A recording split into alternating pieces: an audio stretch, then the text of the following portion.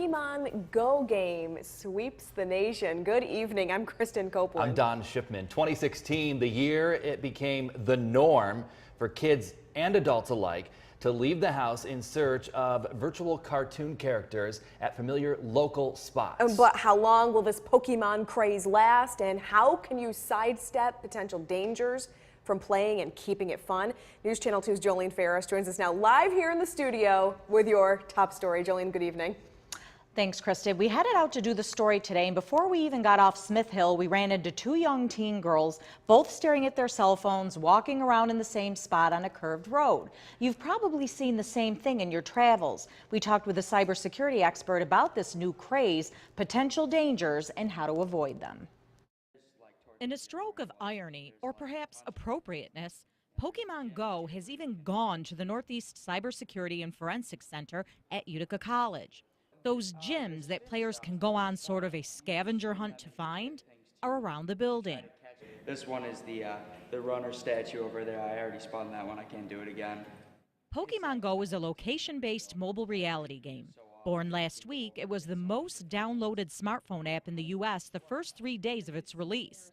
Some of its appeal, it's personal. It doesn't take place in some simulated city or fantasy land. You're finding little critters at local landmarks and locations right where you live. The head of the Northeast Cybersecurity and Forensics Center at UC cautions, yes, it could be fun, but be careful where the game leads you.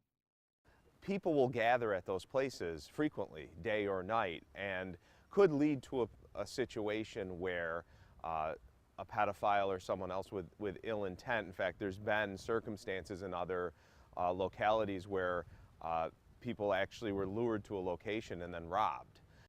Use extra caution with the littlest players. The game does encourage people to continually go further. A young child playing the game could leave their comfort zone very quickly. Another warning, the distraction could be dangerous. I think you're him. Wait, I don't know, he's right there. Okay, so he's nearby. Before we even left the UC campus today, more evidence of Pokemon Go's mass appeal.